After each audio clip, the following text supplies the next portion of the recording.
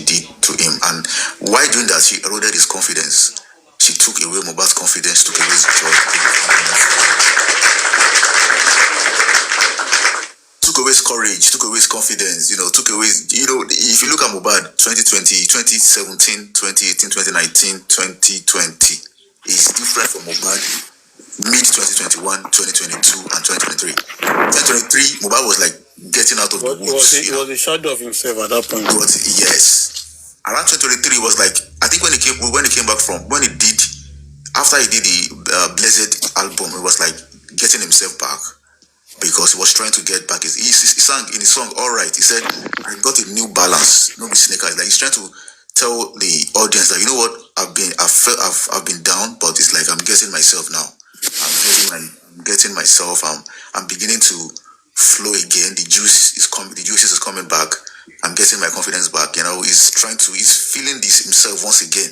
But he knows that the last nail that he has to remove from his life is his partner, together with the shenanigans and the dirt and the grime that she has brought in him. So he wanted to remove her from his life. And then I think the final day that, maybe the battle of freedom that he wanted to, it was during the battle of freedom that he lost his life. And anyways, that's what life is, freedom, death for freedom.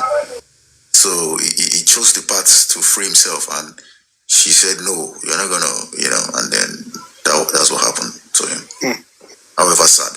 So, although it could be better, Mubad would have survived anyways if he had his friends around him, if he had his father around him. There are other ways, many ways to kill a rat. There are many ways Mubad can, survive and let her, just do away with her without having to, die. But he did it alone. There was no supporter around. No support was not there. No support. No guy that can win. If all these things is your guy that can do it for you, sir. You don't even need to do anything. Your father can do the whole job for you. You don't need to lift the finger. Just tell her to leave.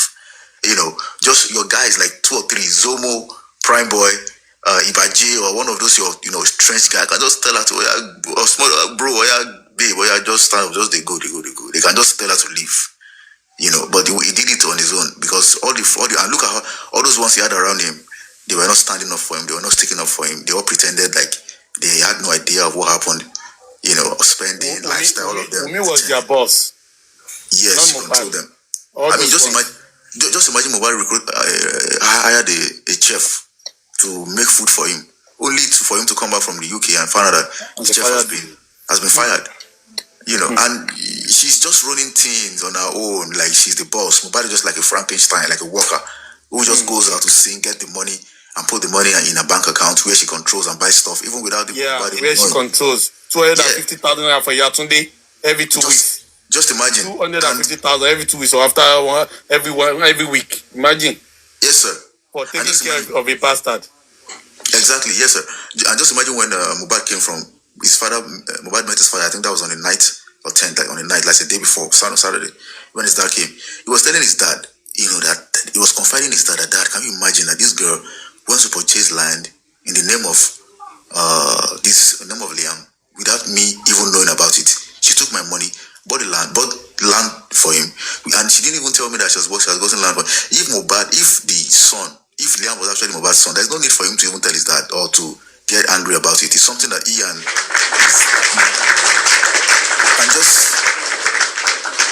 his partner can also have a talk about it. Why do you buy this thing? You don't even tell me. Anyways, he's my son, no problem. But he told his dad because he knew that this is not my son. But why is she going around to use my resources for someone that is not even a son that's not even mine? Is it because I'm backing him? I'm laughing, playing with him because it's just my natural way of playing with children? Is it because of that she feels she can now use my resources to buy land or to acquire properties in his name without even telling me? So he knew that boy is not his, and he has sang it in his song. He several times to give a signal that this is not my son. So yeah. So she separated all Mubad's helpers from him, and she left Mubad alone, like in the cage. So Mubad couldn't do whatever he wanted to do. He couldn't maneuver flexibly amongst most of his trusted lieutenants, because you need to have someone you trust. For example, look at Davido. He has has a circle of friends that he trusts so much that his wife can't even mess around them.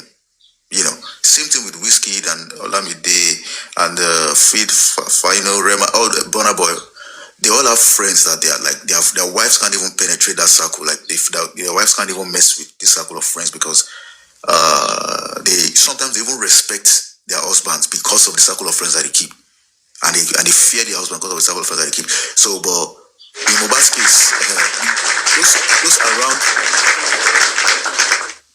In Mubad's case, those around him were those around Mubad were just like they were planted by his partner and playing by the partner's rules. It was Wunmi that employed all of them. It was Wunmi that employed all of them. She had the fire, the power to fire and Aya. And to Aya, yes. I'm telling you. Just imagine someone like Zomo, for example, Zomo. For Zomo not to be close to Mubad, if Zomo is saying something like, one of the strategies she uses, she starves the friend. She goes to the kitchen, she'll make a very nice food only for her and Mubad. And Mubad has like maybe 2 or 3 friends around, and she will just serve herself. She'll serve Mubad food, she'll wash the plate, clean the kitchen. Only Mubad will be, only Mubad's food will be in the kitchen. And the friends are not even taking into consideration why she's, making the food. So the friends are starving. And according to what Zomo said on his lifestyle's life, he said she starved him. And at some point, he slept with the with the security room, because it's like she did not allow him to sleep in the house. So he had to sleep in the security room, and from there, the guy was like, Omo, your wife knows they do me like this, Omo. So he left Mubad. Not because he and Mubad had any serious issue, but because of he feels the wife does not want him around. And bro to bro, if your wife does not like me, there's nothing much I can do being around it. So normal is a respectable thing for every guy to just leave that surrounding, especially if his friend's wife does not even like him. So she left. And we know we are seeing the pictures and the videos of how close Zomo and Mubad was around 2021. When Mubad was releasing KPK, Zomo was always there around. And the same thing happened with Prime Boy. Prime Boy said, the same thing, when he came, Mubad is always like, okay, what do you guys want to eat? The wife does not even make any attempt to cook for every one of them. According to even the wife, Mubad's mom, she said that, she will be in the house, and Adura for days. Mubad will be out, maybe trying to get some shows or do some shows or do shows. And the wife won't even cook for them. She has to be the one to go outside, get bread and coke to eat. The wife won't even say, mommy, don't worry, what do you want to eat? Okay, we have amala, we have semo, we have food. Yeah, she starved them. So yeah, just to frustrate them that these people, I'll go there and be hungry again. She systematically made sure that they're not comfortable in the house, and she starved them, not enough food to eat. So imagine Adura and Mubad's mom drinking bread and coke, gala and coke in Mubad's house, a whole celebrity. And there's food in the kitchen. She will lock the store, lock the kitchen. Yes, it was to tell them that they were not wanted now. They are not wanted. So you can imagine. So Mubad was. But sorry to interject. For that, I'm not going to blame Wunmi. I swear, I'm not going to blame Wunmi. It's a red flag. Abbas said they should have taken action with all a family. It's a red flag. For locking the kitchen and the store, it's a red flag. I'm like what you said, Crocodile. You said they should have driven her away. I'm not going to blame Wunmi. They allow her to go to that length as a mother of a celebrity. Look at Burna Boy's mom and the sister. They are around Burna Boy. Nobody can come in without their consent. So I'm not going to blame Wunmi for that. It's Abosede and Adura. They are there. Adura can take action. He's a immediate brother to Mubad. So this thing is a lesson to us. It's already happened to Mubad. There's a lesson to learn from it. I'm telling you. Exactly.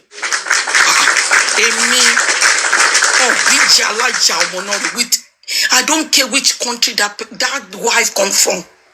I will deal with that person. And my son will know that, no, mom is trying to protect me. I will stand.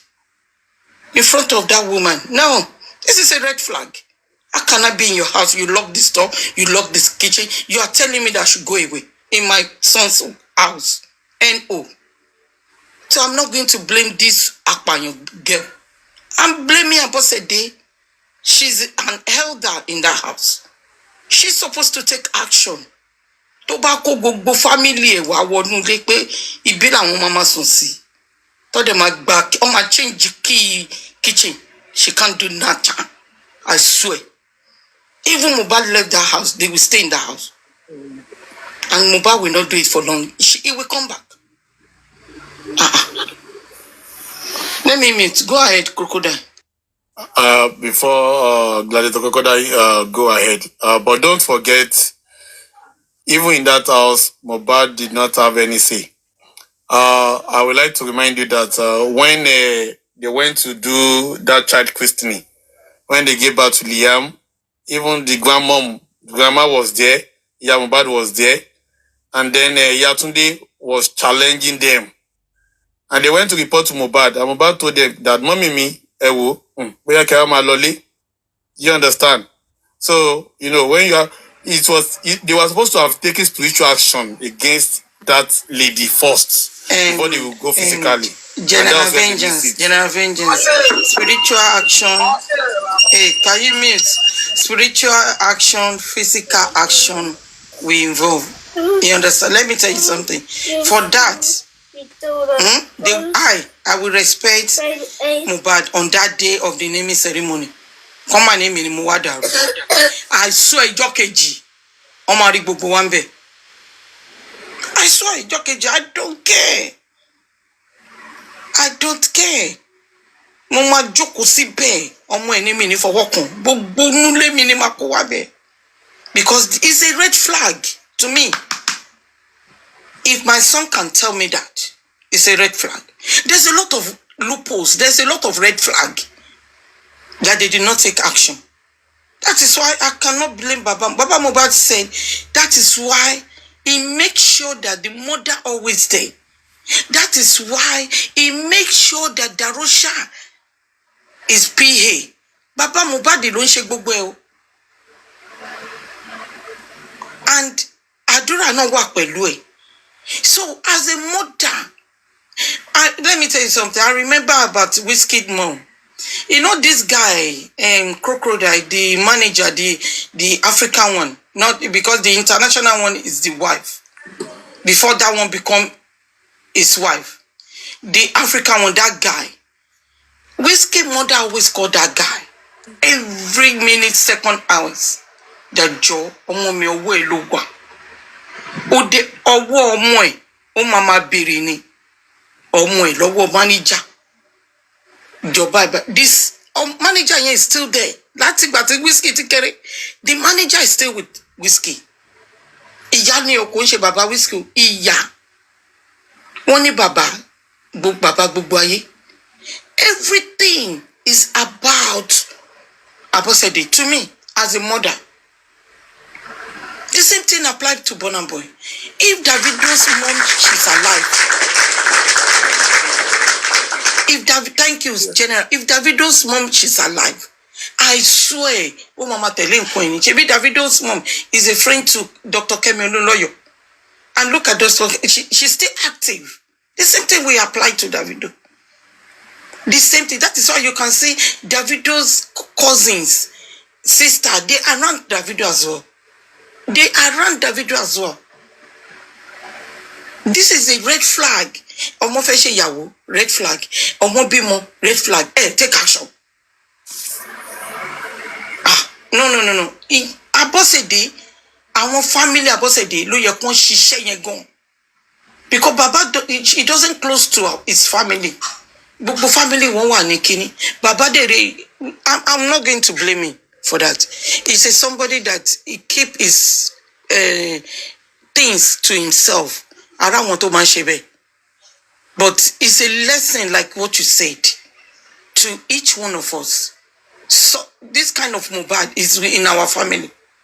We need to ginger them. Any red flag, they attack a red flag. The same thing of this justice for Mubad. The red flag is those moves to wà láàrin wa. That they attack wọn lẹ́sẹ̀kẹsẹ̀. Ìyá Mubad did a lot tó fi pa bọ̀bọ̀ yìí. Ó tún tẹnu ara ẹ̀ sọ̀rọ̀. Ṣé rí pé Abọ́sẹ̀dé? Tẹ́ bá wo Abọ́sẹ̀dé dáadáa, kò ń pa irọ́ láwọn ibì kan. Abọ́sẹ̀dé òun ló tú èlò ti jáde nígbà tí wọ́n ní kó lọ máṣọ wá tó ti sweat sí. Ó tún sọ níta gbangba ẹni tọ́mọ ẹ̀ kú ni o. Pé òun mọ̀ lọ mú ìtí kò tí sweat wá. Ṣé rí pé àwọn bí tẹ́mi rí pé Abọ́sẹ̀dé ò parọ́. Abọ́sẹ̀dé tún make statement kan. Mubad ní kóun dúró, òun ò fẹ́ dúró. But ọmọ yẹn fẹ́ kó ti mọ̀ pé òun máa pa Mubad. Ọmọ yẹn sọ ó ti sọ mọ́mí ẹ máa lọ ẹ bá dé àlọ́rajà kíní kan ó ti mọ̀ pé òun máa pa Mubad. And Mubad spirit Mubad ń sọ fún pé kí yẹ ẹ má lọ kó dúró.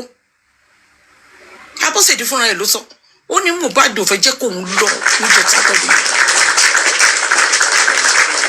It's a lot Abọ́sẹ̀dé sọ òótọ́ nínú gbogbo nǹkan tó wà lẹ́yìn. It's a lot before kò tó stop ẹ láti máa sọ̀rọ̀.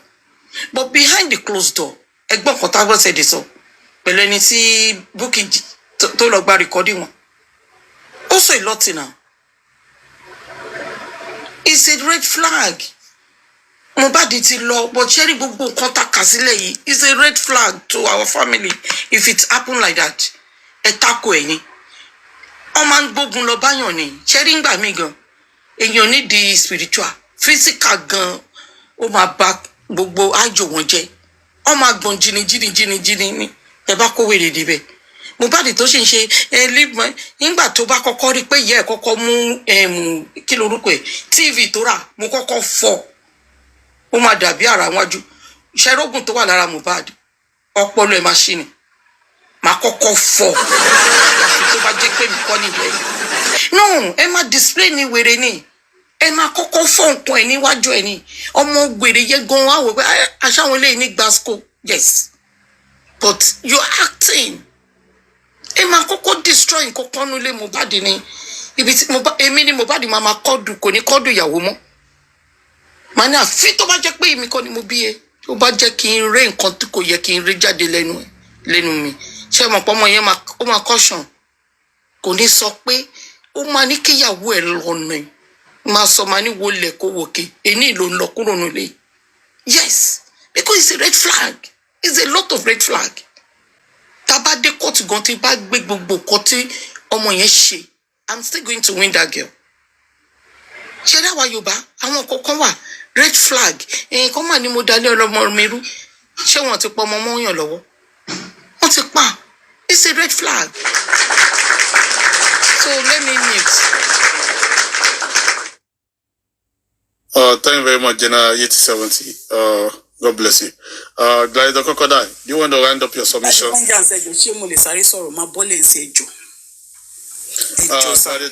Kenny, please, I'm coming to you, okay? Okay, Talk TV.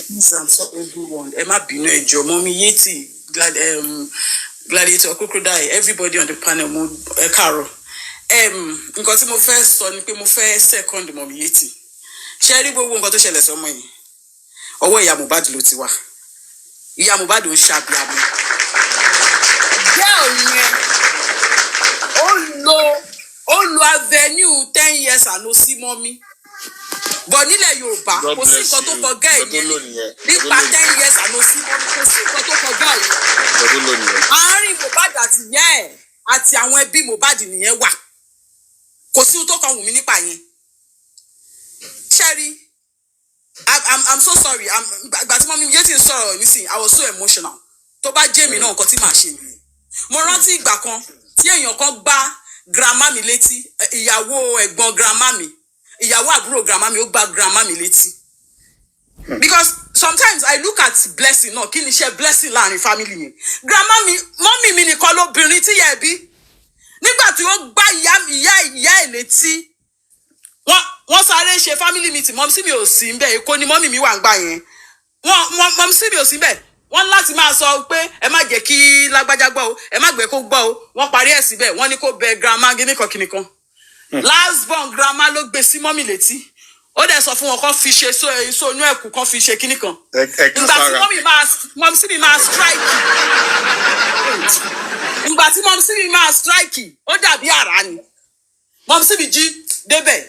Because wọ́n mọ̀ pé tí mọ́mí bá débẹ̀, wọ́n máa wà suspicious. Wọ́n débẹ̀, wọn ò fún anybody. Wọn ò fún dádì mi gan lára. Wọ́n débẹ̀, wọ́n ṣe nǹkan tó máa ṣe. Next mọ́tò tó ń lọ sí Èkó, wọ́n ti dé Èkó. Everybody tó lajúkọ́ tó ṣe kíní kan. Ta ló sọ. In short, blessing gan kò kù. I keep saying it. I have a brother. Òun àti ìyàwó ẹ̀ ò sí mọ́lé ni. À ń kò ń ṣe ìdùnnú mi. Ní ìgbà tí my parents are no more. Èmi mo kù bí ìyá fún wọn. Ní ìgbà tí ìjà yẹn ń ṣẹlẹ̀, àkọ́kọ́ dúró sọ̀kọ̀, àkọ́kọ́ ń watch. Irú nǹkan tí àwọn Wunmi ṣe fún Mubad náà fẹ́ máa ṣe fún. Débi pé family ìyàwó ẹ̀ wọ́n wá na àbúrò mi mọ́lé. That was the icing that because ẹbí ọkọ máa ń sábà blame ẹbí ọkọ most times pé àwọn náà intrude. That was the icing kìíní kan that broke the kìíní kan kìíní. Tí mo rí pàbúrò mi ti ń rù, mi ò tiẹ̀ fẹ́ mẹ́ni tó jẹ̀bi. The first thing I did was to save my brother. After then, bí Wunmi ṣe ń lọ ọwọ́ agbára iná ló fẹ́ máa lọ ọwọ́ agbára mọ́ àbúrò mi lórí. Mo escalate issue ni. Blessing gan kò kù. Ẹ gbàgbé age. Blessing gan kò kù. At this stage, you are still keeping quiet. Wọ́n sọ fún ẹ wípé ilé ọkọ ẹ kó má dàrú, kó má ṣe gbá, kó má ṣàwọ̀. Àwọn ẹbí ọkọ ẹ ń wo ohun tó ń ṣẹlẹ̀ náà. Wọ́n pa àbúrò ẹ̀ lásán, ikú la pè yìí. That's the ultimate price. Séèyàn lè san fún nǹkan. Ẹ wá dákẹ́. Are you short? Mubad, ọ̀run rí ẹ o. Tó bá tún ayé wa má gbàgbé yẹn wá o. Bóyá kò gbọ́dọ̀ mi wá. Torí àwa máa protect you with everything that we have in this world. Ṣẹ́rí family ya Mubad, family tó ń sọ òkò pa ni. Family tí wọ́n ń sọ òkò pa. Even lójú ayé ọmọ yẹn, ẹ fail ẹ̀. Lẹ́yìn ẹ tún fail ẹ̀. Wọn ò jẹ́ kó gbé ọmọ dání 41 days ò dákẹ́. Ó délé, wàá máa ra kóòkì àti fáńtà nílé ọmọ ẹ. Wọ́n lé wọn bí ẹran. Tí ya Mubad bá lọ 10 years àná sí mọ́mí, ṣé àdúrà náà lọ 10 years àná sí brother ni? Kí ló dé tábúrò tó ṣe jẹ́ pé àdúrà náà wà comfortable nílé yẹn? Red flag. Ẹ wo. Ẹ má jẹ́ ń sọ ju mi ò ṣe sọ because anytime tó bá ti ń sọ̀rọ̀ ya Mubad ó máa ń run mí inú. Òun gangan ló fi ọmọ yẹn ló fa ọmọ yẹn lẹ̀ fún slaughter. Òun gangan òun ló lórí ẹ̀ bí kéèsì yìí. Ó wà láyé wọ́n na ọmọ lójú ẹ̀ ó pariwo olóní kó má pariwo. Ordinary kó orí àpàlà rẹ̀ ẹ̀kíní ẹ̀kejì kan ti pọ̀ jù. Wá ti ya wèrè sí gbòòrò. Ṣé Mubad ló máa sọ fún ẹ? Ṣé Mubad ló kọ́kọ́ dáyé síwájú ẹ̀ nàbí wọ́n ló dáyé síwájú Mubad? It is well. Ẹ má bínú pé mo gba time yóò dàbọ̀. Thank you very much. Glad to talk to you. God bless you. KK Kenny, can we have you? Yes, glad to KK Kenny there. Okay, she's not there. Let us have General 8070 before we have Gurezi. Thank you, General Vengeance and the panelists and the commenters. Me need a lot, so because everything has been touched with crocodile, and like what we are discussing about all this red flag. Toti Yoju, see Abosedi, Tiko they take action. Sherry in Bami Konshi Adura. Physical action. You only feel low. That is the only thing. Because Sherry, like what Talk TV said, 10 years I no see mommy, and so one day my we gone, we near to feed love for 10 years ago. We get near to feed love for 10 years. Oh, take action.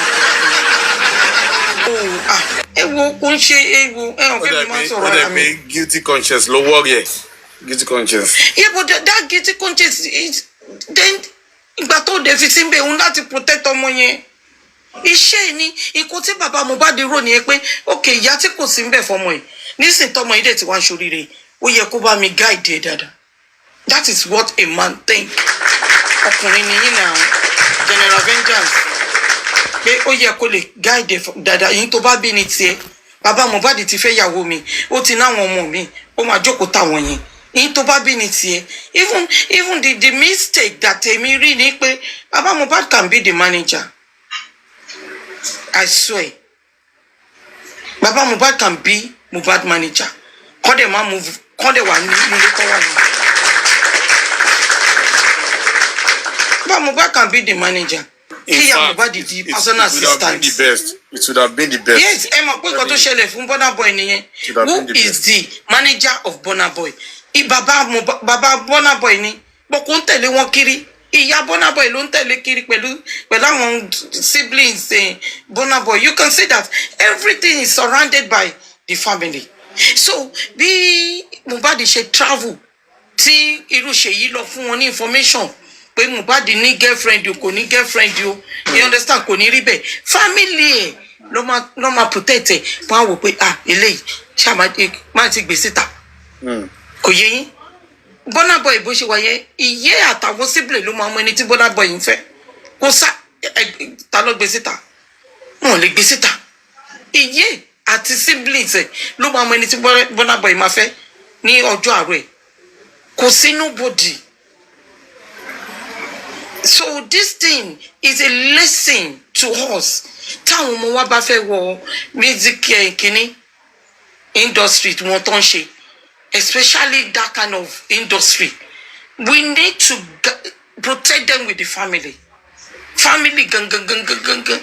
Because tí Darusha náà bá wà ń bẹ enjoy yẹn kò ní rí pa. Tí Prime Boy bá wà ń bẹ enjoy yẹn kò ní rí pa. Janeti, don't mention Darusha. Ẹja sọ̀rọ̀ síbi ẹja sọ̀rọ̀ as a normal ẹni sùúrù ẹjọ́ under normal circumstances. Ìyẹn ni mò ń sọ ẹ má jà lo emotional kìíní ká sọ̀rọ̀ bíi pé à ń kọ́ra wa lẹ́kọ̀ọ́ awareness like irú dọ́mí àdúrà ní disability bàbá sọ tẹ bá lọ wo kíní tí bàbá ṣe pẹ̀lú Oríyọmí bàbá ní àdúrà ọmọ tó jẹ́ pé bàbá ò lè sọ délẹ̀. That is why Adura fin behave jala but wọ́n observe kini because ìgbà tí mo lọ sí Naija èèyàn kan ọmọ boy kan ó wà autistic but ó máa ń jalè ó máa ń mú nǹkan but ó mọ̀ pé torí ìwà yẹn kini disability yẹn ló fi ń behave bẹ́ẹ̀ yẹn kò dé ṣe pé ó ń jalè ó kàn máa mú nǹkan ó máa sá lọ wọn ló ń ṣe wọ́nranwọ̀nran ọ̀pá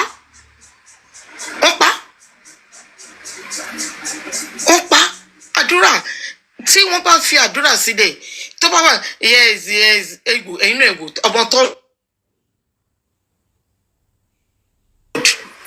kí ẹ kò sọ pé 100 ajé ọmọ tó pọ̀ lọ wà lórí ẹ̀ ni o tí kò bá tiẹ̀ ní education kò yẹ kó sọ 100 ajé kò yẹ kó sọ ó yẹ kó tiẹ̀ sọ nǹkan kan bó ti jẹ́ ní Yorùbá ó lè sọ Yorùbá kò má tà wọ́n translate you know, it's a big deal but kò sọ́pọ̀lọ́ yes 100 ajé Adura ní some lẹ́ni kìíní ó ní problem ó ní disability kan tí bàbá gan ò lè sọ tààrà because wọ́n mention ẹ̀ lọ́dún Oríyọmí wọ́n ní Adura ẹ̀wò iye ọmọ yẹn kò ń ṣọmọ tó jẹ́ pé ṣe gbọ́ come on àgbàlagbà ni wọ́n yẹ ká lè digest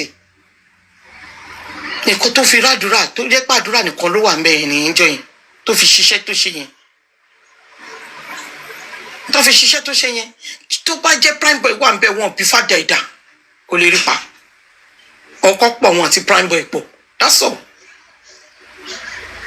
because Mubad ó believe lórí Prime Boy ẹjà sọ tọrọ ó kò fẹ́ lọ sí show gbogbo àwọn tó sọ̀rọ̀ àǹdẹ̀ ní Lẹ́kì wáyé tí Mubad ní kí Prime Boy kó ṣàjọ kó wá wáyé tó rí pé Prime Boy kó ṣàjọ Prime Boy tún ní àbúrò òun máa ṣe birthday ńjọ́ kejì ó ní nù kó wá páwọn ọjọ́ máa lọ ni ara ń fún ó mọ̀ pé ní tó lè protect òun tó lè guide òun nìyẹn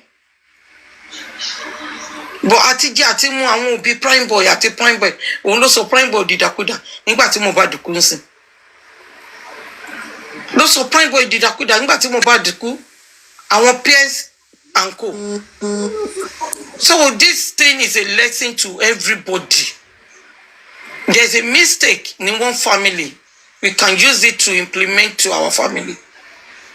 Irú nǹkan báyìí bá ti ń ṣẹlẹ̀ ìjà tètè take action. Don't let us waste our time. Ẹ má jà waste time wa. Ẹ má ní kó má ní pé kíní ọmọ wa àlàáfíà ọmọ wa ló wà important àtọkùnrin àtobìnrin. Ọmọ ọlọ́mọ làwọn tá à ń fẹ́. bẹ́ẹ̀ náà lọmọ tiwa náà ṣe jọmọ lọ́mọ lọ́dọ̀ wọn ọmọ wa kò ń ṣọmọ anybody tó bá fẹ́ra wọn ẹ gbàgbé ọmọ wa ni ó ti dọmọ wa kò dọmọ yín tó bá treat ẹ good tó bá jẹ́ ó dọmọ yín ni ẹ treat ẹ good. So about that is their family affair tó fi pa Mohbad. Ká wá lọ sọ́dọ̀ àwọn ọlọ́pàá Nigerian police because we're trying to discuss it about Nigerian police fellowship. Nigerian police, that they are the one that brought us to this stage by protecting Wunmi Cynthia Adebanjo. Kò sí nǹkan tí Nigerian police lè sọ fún mi pé àwọn ò protect Wunmi Cynthia Adebanjo because Wunmi Cynthia Adebanjo is the next of kin of Mubad in that house. To yẹ kẹ́ hold. There's a lot of incidents happening in Nigeria. Mommy, calm down. That little boy, mommy, calm down. Tí Sanwó-Olú tó invite àbí ó lọ kí wọn. Mommy, calm down. Mommy, calm down. Ìyẹ́ committee ní ó pokùnso ni. Ó commit suicide. But bàbá ò sí nílé. Gbà tí bàbá máa dé, bàbá máa lọ mú sínú ẹ̀wọ̀n. Ẹ jọ̀ọ́ nítorí Ọlọ́run. Because the father of mommy calm down is the next of king of that woman, that part. The same thing applied to Wunmi. The Nigerian police is for 70. Thank you, General Avengers. The Nigerian police is for 70. She's not a suspect. Omokinda, that thing we say that Wunmi Cynthia Adebanjo, she's a suspect. Okay, let's assume that worrying kankan. That's going to 2 years now. September, it will be 2 years. Tí Mubad ti fàyè sílẹ̀. Gbogbo àwọn fídíò tó ń jù síta. I listened to their press conference. Òṣì tó ṣe pé Mubad restricted to go to the hospital. But Nigerian police are telling me that they didn't see any video that Mubad was fighting. There is a fighting outside. And Mubad said, Emma gbé mi lọ hospital. Not bleeding profusely. Ìjà lásán ni o. Àbí NDLE or something. I don't. But there's nothing about bleeding profusely. Because Mubad is in sorrow. Talk less of a Nigerian police did a press conference to the whole world that Mubad is bleeding profusely from Ikorodu from 11 o'clock. And the doctor told them at Corona Inquest that they arrived at 1 o'clock. Nigerian police. So one of the doctor to Mahaba won sorrow. Lori statement it's in Nigerian police is on ni court to Tosun, Lagos State is. We pay someone bleeding profusely from 11 o'clock. When they arrived with Silene 1 o'clock. And the driver said it's a tiny drop of blood. No drop was on the carpet. Kò blood to dear door. Because bleeding profusely. Blood in article. Our dear door. Ko dear door. Nigerian police, so they can't bring the car. Yewa, can't shake, can't shake, killing PC. Nigerian police won't call car to be Mubad. To dream Mubad if he hammer won't call motor yen back. Nigerian police won't suffer what bad driver sorrow. Because for bleeding profusely, driver is one of the people that need to testify about that. Nigerian police also confirm bleeding profusely. Now, Nigerian police. Exactly. You can see that's when they are protecting someone. Yes, now. They don't care about the disease. They don't care about the disease. So what is the police job for? Is to arrest the criminal, not to arrest the disease. Because disease is arrest the criminal. The same Nigerian police of Wunmi Kuramed fún wọn ní hospital report, and Kuramed confirmed that the body brought in dead, BID. The hospital report that they did not tender to Baba Mubad. So Baba Mubad can be able to deposit that body to the morgue. Nigerian police also go here. And they didn't even tell us what was in the report. Exactly. They didn't tell us what was in the report. They didn't tell us what is in the report. And the Kuramed hospital is the first hospital that they took the body to. And they say brought in dead Mubad. They knew the truth now. And then we need to Amaba walk a border dance because listen what you get Lagos State lost. Very wicked so. Lolori buruku kan wan sọ pé èmi wanted IPO kini kan terrorist ni mi mo de ni kó lọ sí border UK. Orúkọ mi mo ti ń pè ojú mi wà ń tà. Wọ́n wá arrest mi kí Nigerian police wá gbé mi. Kó lọ close the border now. Kọ́ tiẹ̀ lọ wá sí UK ni mò ń gbé. Kọ́ lè lọ bá jọba ojú ẹ̀ ni. Ìjọba máa gbé mi sí news now sí television. They are looking for me. Gbogbo wàhálà tẹ́ ń sá kiri olóṣì errand boy. Because the errand boy is already cast. They are looking for way. The paymaster trying to tell them you must do something. Kini ti bàjẹ́, ó dẹ̀ ti bàjẹ́ nìyẹn. The errand boy of the paymaster. Gbogbo wọn jà torí pé eléyìí ò fẹ́ dọ̀gá eléyìí ò fẹ́ wà lábẹ́ PSC. Kọ́ ti gbogbo wọn jẹ́ sórí burúkú nìyẹn.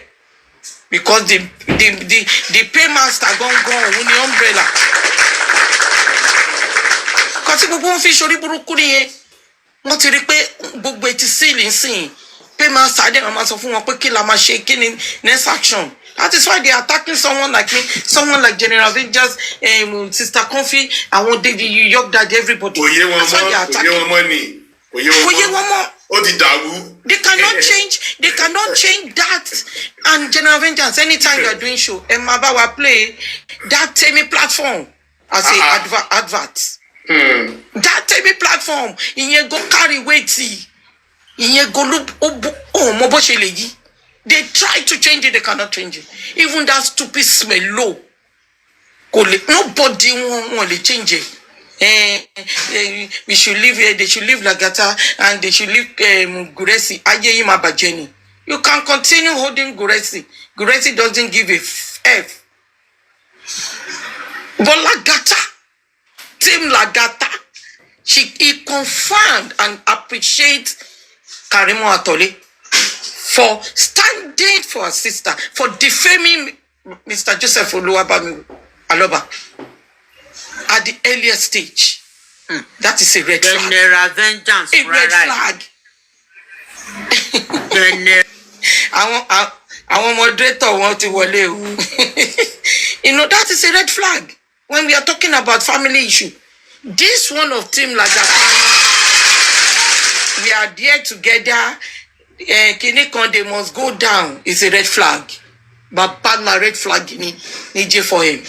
Red flag in la. Tiko she robuni.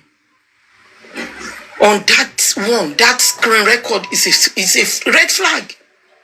And what about what so in quantum moyen she errand boy yen, that benefit income support boy yen. But it's right. Kobosita. It's a red flag. And everything goes to Nigerian police. If not Nigerian police, I won't be naive or letting one share, I won't benefit boys and girls. They will not be roaming about destroying what evidence. You are shouting Baba Mubad is the one that destroy evidence. If Baba Mubad destroy evidence, what about Timothy Adegoke? Timothy Adegoke is already buried before they go and exhume the body. Tofi Lomot, he's already buried. And Mubad is already Kpai since Monday. Today, it's okay, Baba Mubad didn't destroy evidence. Which evidence? See, Baba Mubad did destroy. Which evidence? The one that we can get. The errand boy is trying to guard some people in that house because you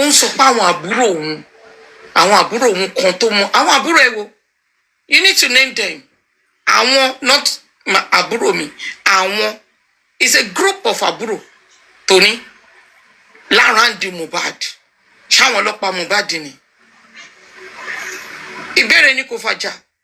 Wàá fẹ́ kú errand boy. Èmi á fẹ́ bọ́ sí mi ní ọwọ́, I swear. When mama deal pẹ̀lú ẹni. Ṣorí kèsì tẹ́mi àtẹ́jọ́ máa ní UK ọ̀tọ̀. Kò sí ìjọba tó máa sọ pé kí mama wá fún ẹ lójoojúmọ́ because of we are fighting for justice for a young man that kpai inside. You defame me is different to I'm fighting for a justice. You speak in English, you think you have a brain. You don't have a brain. You learn a language.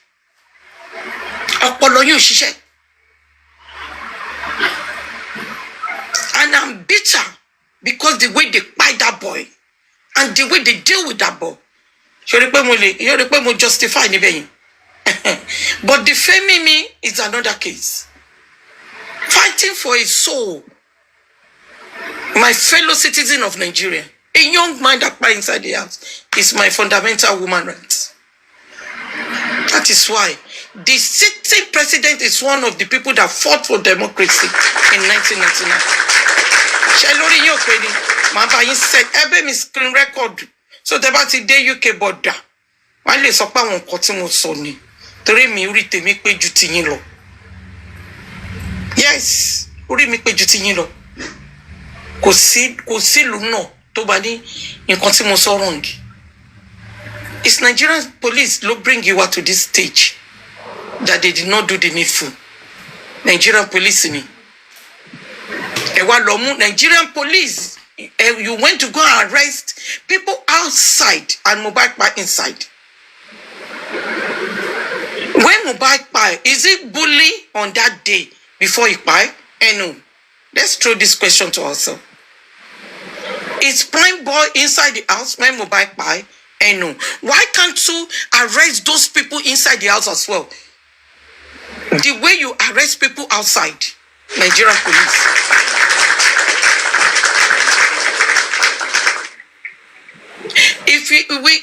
If you listen to voice notes of Ayat and Abu Ebe will make one statement. Wunmi, that is negligent. So